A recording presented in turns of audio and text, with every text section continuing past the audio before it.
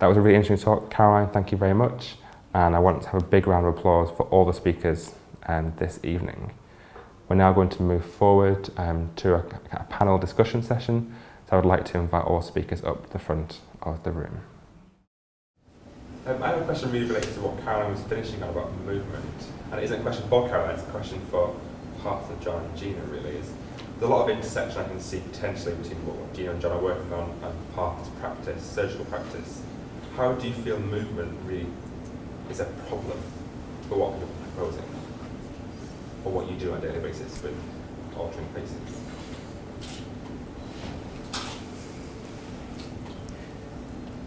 The identity of someone is closely entwined with movement, expression, and so one of the important, and this is important because one of the trends of reconstructive surgery aside, let's start with cosmetic surgery. In cosmetic surgery, the trend is different to what it was. If you look at a facelift, the trend was to tighten the face almost backwards, as tight as possible, to give as lifted a look as possible. That trend has changed. It's now an upward movement. It's now filling tissue rather than taking it away. It's now an attempt to take back the person in time, retaining their personality.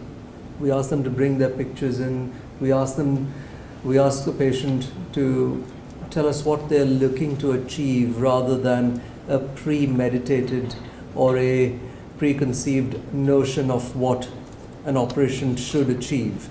And this is very important because every patient or every person is looking for a result which may not align with a surgeon. And so my perception of what I would like to achieve with a face may be very different to what a patient wants. How they want to move, how tight they want it pulled, how much they want it relaxed, and how natural they want their face. So movement, expression, personality are very important, and I think understanding from an artistic perspective becomes even more important rather than a premeditated, this is my formula for every patient. That becomes more important. I think that answers it partially, but I'm not sure fully.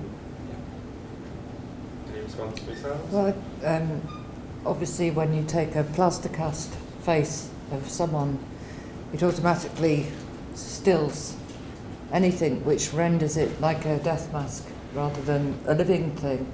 But the movement is, I suppose, life itself. You can't have evolution and life without the movement.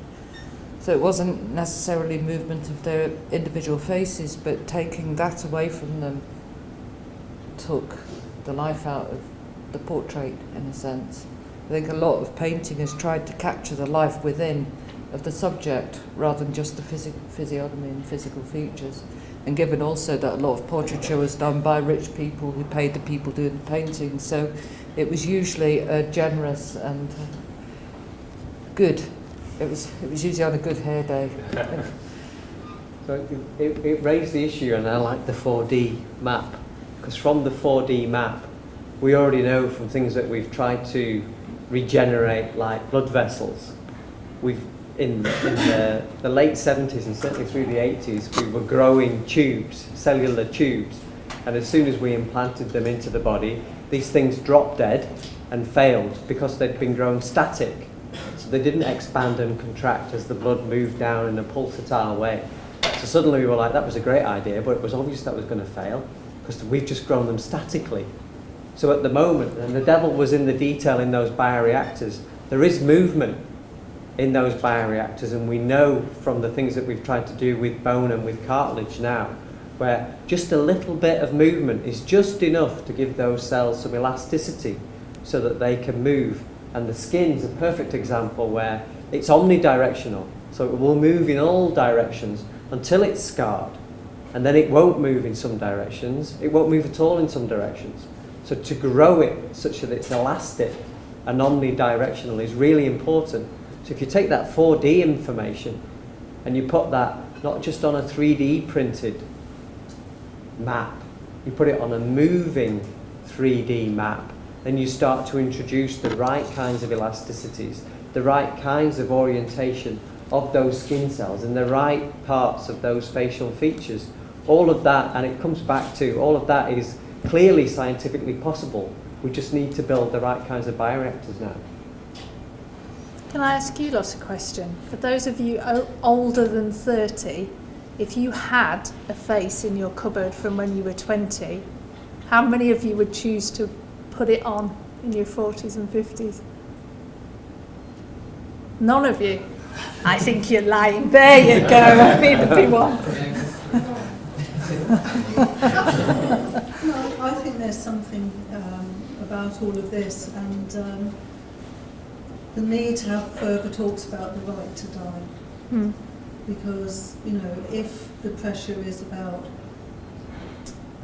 changing how someone looks to make them more attractive to the rest of the population, then I think there's a danger that people can be sort of force-fed into 1, 2 or 3 different ideas of what is considered beautiful, attractive, etc. And if this can all be made possible for you, then, I mean, it's already hard enough for people who are very ill, who want to die, to be allowed to die. And it just sounds like it's going to get even harder. And I think some of us do want to die. So you crash right through and over another subject that we face with stem cell research. Yeah, there's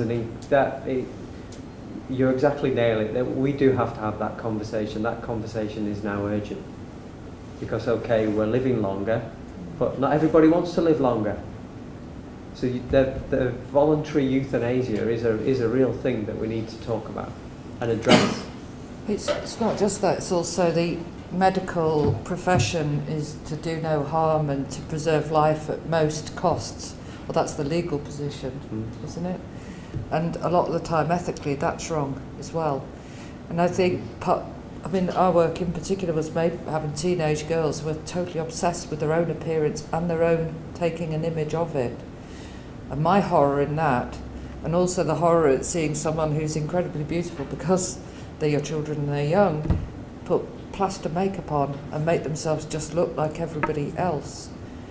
And then when you say, would you like to have a face from when you're 25?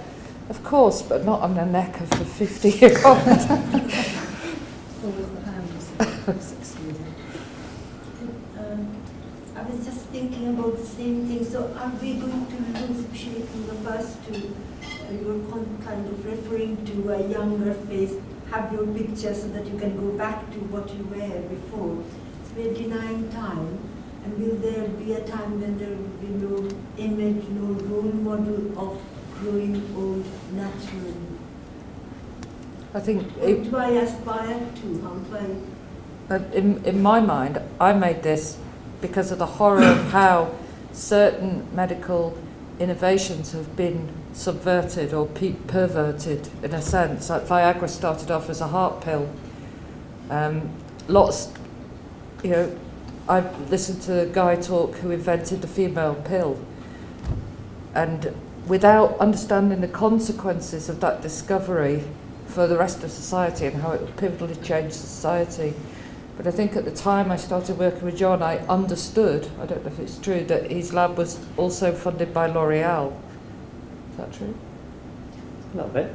See? Indirectly. So that's where my interest is. If L'Oreal are funding the UK Tissue Research Lab, surely that brings up these questions that need to be aired in the public, and the public need to know and they need to be discussed, because at the moment you can buy stem cell face cream, but it's made with plant stems. You know, there's a whole kind of grey area about understanding for us that we need those conversations about the ethics of terminally ill patients or people with the right to die. And without airing something in the public, those conversations aren't had, especially if they're really difficult. I was also thinking about even the forensic stuff, because the people who Yes, technically right have to die. Yeah. Should we be dredging them up and pushing their faces out into the as public you again? say about cognitive biases and things. Yeah. Absolutely. And I think that quite a lot of people working in the world of archaeology and forensic anthropology often struggle with that. I mean, I think in some cases it's relatively clear. I never feel remotely guilty about depicting faces of ancient Egyptians, for example, because they wanted to live forever. They'd have loved the idea, I'm sure, of being presented and depicted all over again. But I can see that there are issues with archaeology and human remains and our right to be looking into people's lives. There's always that issue with all biological analysis. But I suppose but I suppose what I'm also thinking though is you bring these characters from the past to life, and then you can impose, not you personally, but whoever can impose whatever their beliefs are onto that person, spread out the word, and then suddenly, well, yeah, so-and-so said this. No, you're right. This is the propaganda. So why is that any different to what Disney does? I'm not saying it is, I'm just saying, But it expands it even further, doesn't it? Because it does. It's not just cartoon characters or... Yeah, at least it's, I suppose, a more intelligent approach to defining, because a lot of the population's understanding of fairy tales or myths or Pocahontas is through Disney. And so I like the fact that, I suppose, the same technology with 4D skin mapping, textures and voice activation is probably being used by yourselves and Disney cartoons at the same time. Yeah. In some respect, apart from DNA investigation and the full research, but the surface level technology, Some I of suppose. the technology, yeah. Do you want to take? Can I, just before we move on, can I just come back to the comment about L'Oreal? Because this will bother me if I don't explain that situation to you. So many cosmetics companies historically have had a very, very bad name for the things that they did to animals in product development. Now, you know, that's been unacceptable for a very long time. So these same industries have been trying to persuade the legislation such that there are significantly new tests that are of worth, that are alternatives to animal testing. So if you're able to grow a three-dimensional skin in the lab, then the cosmetics companies will come to you because you can test the product, you can test the various ingredients of that product, and they can make the claim this has never been tested on animals. So there is a significant amount of research going into, yes, producing a whole face and skin, but there's a significant amount of research in alternatives to animal testing. So producing physiologically and anatomically correct chunks of the body so that we don't have to do any more animal experimentation at all. For many products at the moment, it is a requirement to test on animals, and we would all like to get away from that. And it's great if some of the, you know, the big multinationals also come along and say, actually, yes, we would like to find some alternatives, and we're serious about finding some alternatives, and we like the look of your 3D tissue analogues. So they do get bad press, but you know, there is some good press out there as well. Javier, you've been waiting for ages. Yes, actually, I'm going to feed up on your question and come back to the idea of the conversations. So the three, well, I'm going to group you as a panel. So the three panelists have like different approaches towards science and art. So I'm going to follow this idea of arts and let's say creative processes. So in your case, you feed a lot as a scientist from artistic processes. Yes. Then you guys in the Face Lab, you feed a lot on the within the science research within the art. So it's kind of the opposite. And then on the last one, you have like a combination more related to critical design of a combination of art and design. So what do you see? What is your perspective on the role of the arts in the sciences and the role of the sciences in the arts, and how can we actually nurture those relationships? Well, from my point of view, as you know, I don't really like the boxes that are placed around artists and scientists, really. I don't think it's necessary to think about people as being, or subjects even, as being art or science, and that in effect it's the same thing, just working in slightly different methodologies. Yeah, we've John and I co-authored Heirloom, and for every art exhibition it's been in, it's been very difficult to get people, even in the art world, to accept it's a co-authored piece of work.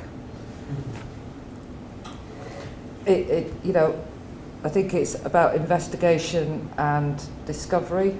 I work with what I think, in terms of artists, is a scientific methodology about works, but I don't illustrate science, and I don't necessarily, you know, and it's not really about two professions, it's about two people with a kind of curiosity which can have mutual benefit, I suppose, and bringing in loads of different inputs from different angles. I think plastic surgeons have always flirted with the idea that they are artists. Every plastic surgeon says he is or she is artistic. So maybe I'm at fault as well. But what I'm trying to do is the two spheres, and may I speak more as surgery as the science here. The two spheres of art and surgery have come together, but if you actually look at books, manuscripts, work that surgeons have done in the world of art, they've always spoken about the principles of art, and then very quickly they've started showing pictures of their operations, not really marrying the two very well. And that's why I mentioned Da Vinci, because he was one of the few who actually managed to immerse himself in both areas equally. From my own perspective, this collaborative practice is the key. I think it's impossible in today's world where art is so advanced and questioning, and science is also so advanced and questioning. I mean, even within science, as a plastic surgeon, I learned more from neurosurgeons when I was doing my craniofacial fellowship than I did from plastic surgeons. It's important in my mind that the two come together as two different disciplines, and then we actually start crossing over. I feel more and more every time I engage with the artistic world, I feel more an artistic surgeon, and I still feel I'm just touching the surface. I don't believe, and I think I'll be fooling myself if I believe I am an artist as much as I am a surgeon. I think it's the beginning. I have to say that I think Gina and John's collaboration is the perfect art-science collaboration. So It's two people coming together to solve a problem that actually then can have an application in the art world or in the science world. I think it's a perfect combo. Exactly. So I wanted to just add, because that area within design is called critical design. So the implementation of real science, well, real scientific methods within the questioning process through design is actually a whole field called critical design. So there's, for instance, the question of, now that we can grow meat, we can grow proteins, how should we design meat, edible meat, to look like burgers, so should we design it a different way? So those are the sort of questions. That's why I was thinking more towards the approach of not separating science and art, but the methods and the spheres and environments where we work because for instance, I think you are very successful in blending those disciplines through the questions. So is the question that we're trying to answer, or is it the method that we're trying to make, or is it enhancing our disciplines? So in a way, I believe like you as a plastic surgeon, you're trying to enhance your practice through the exploration of different disciplines as well, right? So that's why I was wondering about the nurturing of these collaborations. So I think the idea, for me personally, as say I'm very interested in critical design, I think that's where I think we should be aiming towards this huge blend of different disciplines in I a truly agree. interdisciplinary Yeah. approach instead of multidisciplinary. Yeah.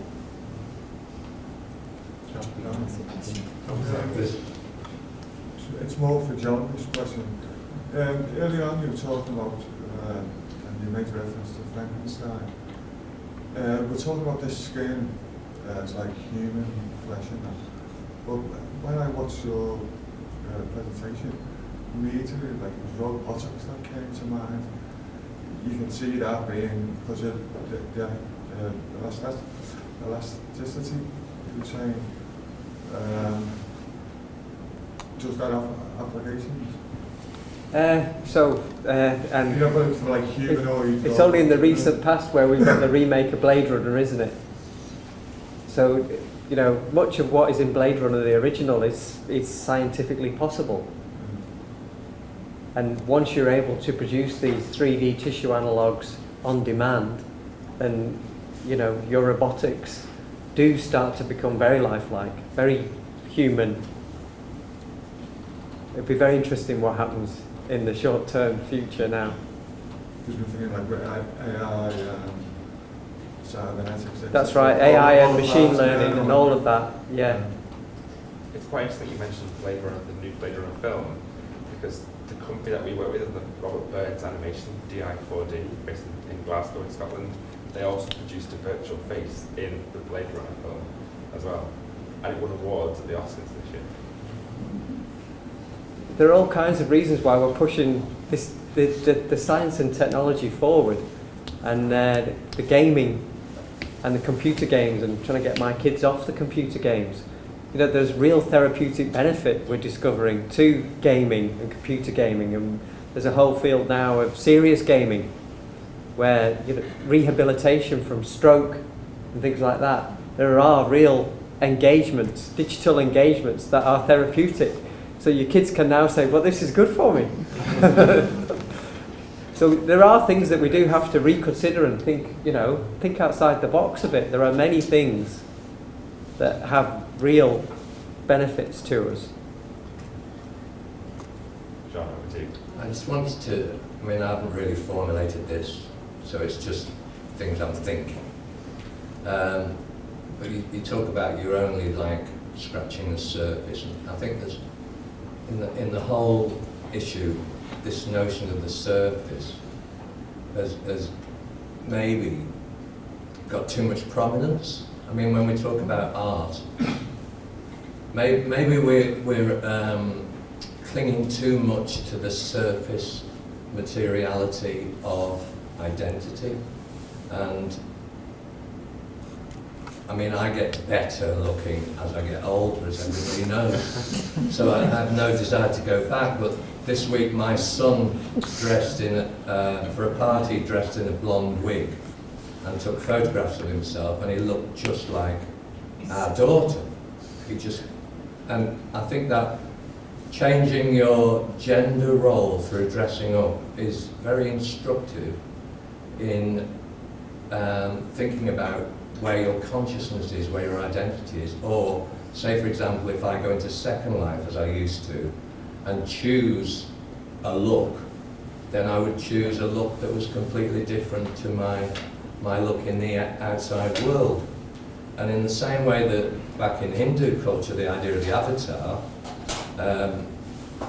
that your consciousness can occupy a body that is completely different to the body that you've accidentally you've grown genetically and constructed around gender stereotypes through your upbringing from birth. So when I think about art, it goes a bit deeper. I think the discussion about art this evening has just been about surface look, maybe, apart from when Gina was talking about the emotional attachment to the work. So, Complex ethics as well, and the new material that we have access to. You know, even Leonardo was painting with new pigments found, and you know, new technology goes way back into the whole history of art, and the people that have surfaced through it are actually using new methods and technologies. So it's not mine was really about looking at surface appearance and its prominence in culture.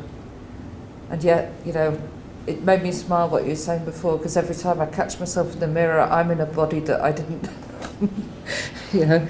But it's also true that if you want to, you know, this, what you said brings up loads of things, because it's really about it being more obvious if men want to dress as women than as women want to dress, like me and Caroline, as men, or in trousers, you know, in more ambiguous attire. But I think it's also more about, it's less about art, the discussion, and as much as about identity and what our faces mean to us, and how, and you're right, how surface that is and how disposable that might be in the future, both in terms of what we can ourselves wear as a face and who we are, but also in terms of how we view people from the past in terms of their disposable identity as well. But I also see it's about our situation as human beings and our identity as a species on this planet, as much as it's about the face. It's about our ability to control nature, for example, which isn't just about the face and identity. It's really about our culture, or the many cultures that make up what we call our culture, and our species, and its position of that in our world. Yeah. I mean, if I died now and my consciousness was reincarnated in the body of a dog, I would very quickly consider myself to be a dog. So identity is so related to the genetic shape of the form in which the consciousness resides. And I just think, I'm just trying to complicate it for you. So given this scenario, if your consciousness could be contained and you were kept in a shelf and plugged in, like whatever film it is, and you're trapped in a jar, because you're not, like, how can your brain survive without your body? Or what would it want to? Well, it might be, for all I know, you could have it plugged into a virtual environment. I might be in a jar. We have. You're on a shelf in my office, John. And then we get Stephen Hawking, who you referred to as well. Yes. Who's From a surgeon's perspective, this is very interesting, because the perception of the self is so different to what you might imagine.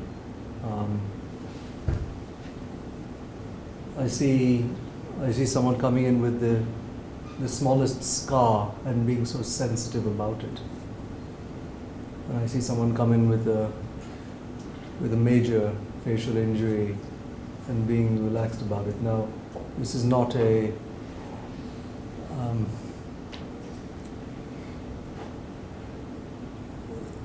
there's no bias here, but their perception of them, their altered appearance with whatever change is taking place is so strong. It's undeniably beyond media or peer pressure or trends. It's something much deeper, and there is such a complex psychological association with it. It's difficult as a surgeon to predict and to sometimes accept the concepts of the self. And so as a surgeon, for me, it's becoming more and more important to try to not see a patient just from an objective point of view for myself, and really dive deeper into what they're looking for. And the more I tussle with this, it's more difficult. I think surgeons need a lot more training in the art of analysis of the mind than we think. Not just art, you're very right. Will you start feeling the image of, or the persona or the identity of a dog if you would change to a dog's body? It's a difficult one for me. I think people have very fluctuating self-image that I see in very short periods of time, and with different pathologies or different appearances, they come in with surprises. So it's a challenging one for me as a surgeon. We have time for one more question before to wrap up this evening. Has anyone got a burning question they want to finish with this evening? I was just wondering about the role of illustration and what it gives science. Is and maybe it's some kind of balance between clarity and ambiguity. So it's clear, but it's kind of ambiguous because it's not defining specific things. It's trying to reach to the general example of a particular piece of anatomy. I'd seen that related to the reconstruction of the face. From you're trying to get an average or something, and also that is in a very visual way, but also the Gina's doing it in a conceptual way. She's trying to balance between clarity and ambiguity conceptually rather than visually. Just wondering about whether you see that as the valuable thing that art gives, is clarity but ambiguity. As an educator, I struggle with this. I was very excited to see those illustrations that were produced, because for me, the philosophy of every operation, of every condition, is the mood of that case, the mood of the scenario I'm faced with is important. And so for me, even though it's a very physical illustration, it is trying to bring out the philosophy of movement or the biology of that tissue. So I'm looking beyond the classic illustrations, the historic illustrations. So that's what I'm trying to achieve with a more artistic eye. I think the traditional illustrations for me are not as relevant in modern surgery.